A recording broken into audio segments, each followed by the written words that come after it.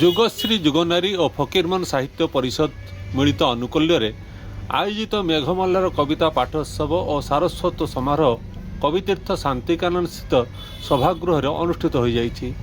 ଏହି ସଭା ଫକୀରମୋହନ ସାହିତ୍ୟ ପରିଷଦର ସଭାପତି ଡକ୍ଟର ସୁଭାଷ ଚନ୍ଦ୍ର ପାତ୍ରଙ୍କ ପୌରୋହିତ୍ୟରେ ପରିଚାଳିତ ହୋଇଥିଲା।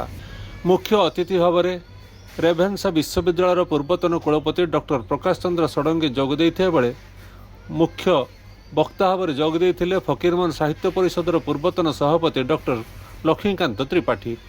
ସମ୍ମାନିତ ଅତିଥି ଭାବରେ ଯୋଗ ଦେଇଥିଲେ ସୁଲେଖିକା ଗୀତାଞ୍ଜଳି ମିଶ୍ର। ଅତିଥି ପରିଚୟ ପ୍ରଭାବତୀ ଦେବୀ ପ୍ରଦାନ କରିଥିବା ବେଳେ ପ୍ରାକ୍ କଥା ରଖିଥିଲେ ଫକୀରମୋହନ ସାହିତ୍ୟ ପରିଷଦର ସମ୍ପାଦକ ଡକ୍ଟର ରତ୍ନାକର ସିଂହ। ପ୍ରାରମ୍ଭରେ ଅନୁଷ୍ଠାନ ସଦସ୍ୟମାନଙ୍କ ଦ୍ୱାରା ବନ୍ଦେ ଉତ୍କଳ ଜନନୀ ସଙ୍ଗୀତ ଗାନ କରାଯାଇଥିଲା।